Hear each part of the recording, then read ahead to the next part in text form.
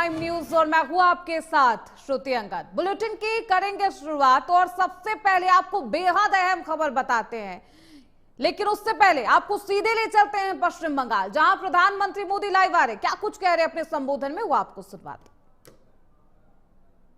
दिखानी होती है और इसलिए हमारे यहां कहा जाता है उद्यमेन ही सिद्ध्यन्ति कार्याणि न मनोरथै, अर्थात कार्य उद्यम से सिद्ध होते हैं, केवल मनोरथ करने से नहीं होता। और उद्यम के लिए पहली शर्त है साहस। आप सबने यहां तक पहुंचने के लिए कितना साहस किया होगा, कितना कुछ दांव पर लगाया होगा। पहले देश में रिस्क टेकिंग को डिस्करेज किया जाता था, लेकिन आज रिस्क टेकिंग मेन स्ट्रीम बन गया है। मंथली सैलरी से आगे सोचने वाले को अब केवल एक्सेप्ट ही नहीं, लेकिन अब उसे रिस्पेक्ट किया जाता है।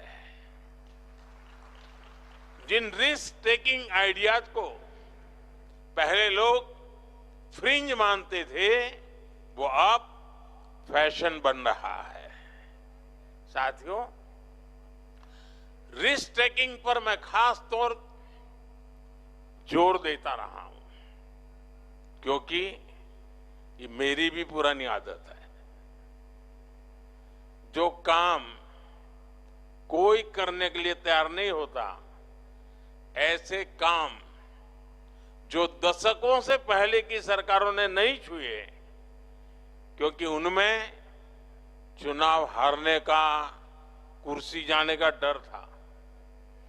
जिन कामों के लिए लोग आकर कहते थे ये बहुत पॉलिटिकल रिस्क है, मैं उन कार्यों को अपना दायित्व समझकर जरूर करता हूं।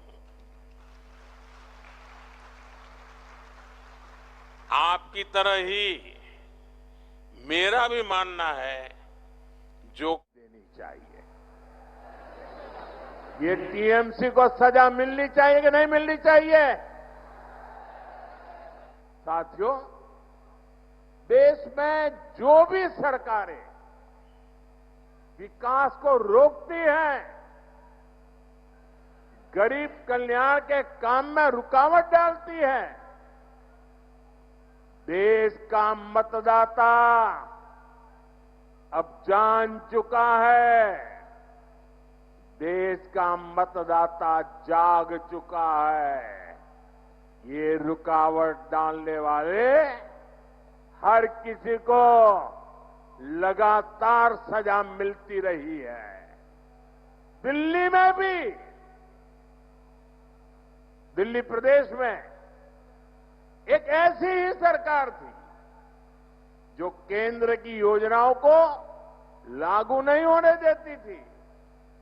हम उनको कहते रहे कि दिल्ली के गरीब परिवारों को मुफ्त इलाज देने वाली आयुष्मान स्कीम लागू करो, लेकिन वो सुनते ही नहीं थे। वो राजनीतिक हिसाब किताब में ही लगे रहते थे। इसलिए दिल्ली की जनता ने उनको सत्ता से बाहर का रास्ता दिखा दिया, मुख्यमंत्री को भी घर भेज दिया।